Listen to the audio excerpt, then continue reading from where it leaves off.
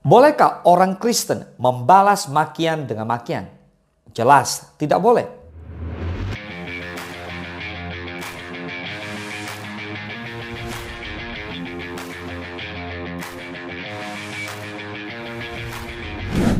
Satu Petrus 3 ayat 9 berkata demikian.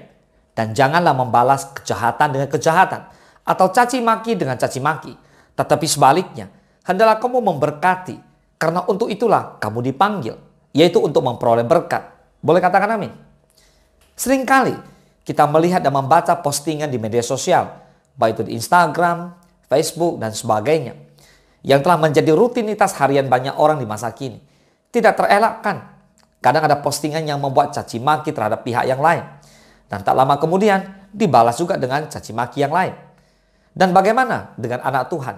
Nah, sebagai anak Tuhan, ada juga yang ketika kita memberitakan Injil, mewartakan kabar baik dengan onsite maupun dengan online, ketika ada orang yang mendengar, tidak terima, lalu ada orang tertentu, anak-anak Tuhan, pun marah, merasa tersakiti, bahkan melawan dengan cara-cara yang tidak baik. Nah, tak jarang yang terjadi di dunia online, yaitu di dunia media sosial. Komentar buruk dan makian itu menular kemana-mana.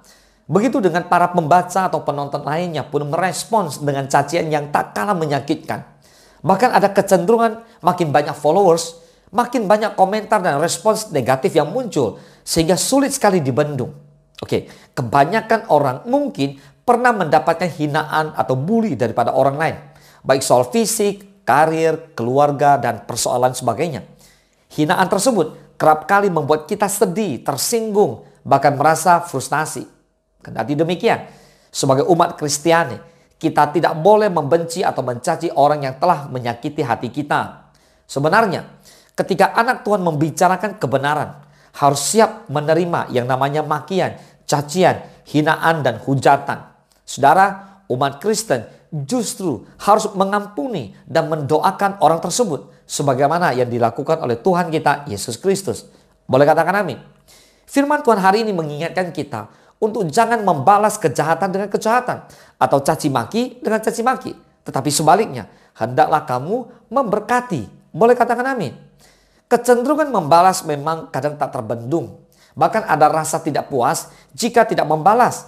Namun orang Kristen, umat Kristiani, dipanggil untuk meneladani Tuhan Yesus yang tidak membalas orang yang berbuat jahat kepadanya, melainkan mengampuni mereka. Itulah yang harus kita lakukan. Kita tidak melakukan pembalasan, melainkan memberkati. Sebab diberkatilah orang yang memberkati orang lain. Boleh katakan amin? Tepuk tangan buat Tuhan, saudara.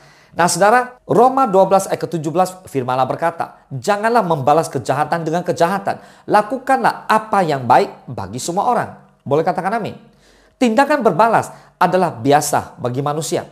Orang merasa wajib membalas kebaikan dengan kebaikan. Ya, dan kejahatan sering juga ingin dibalas dengan apa yang jahat.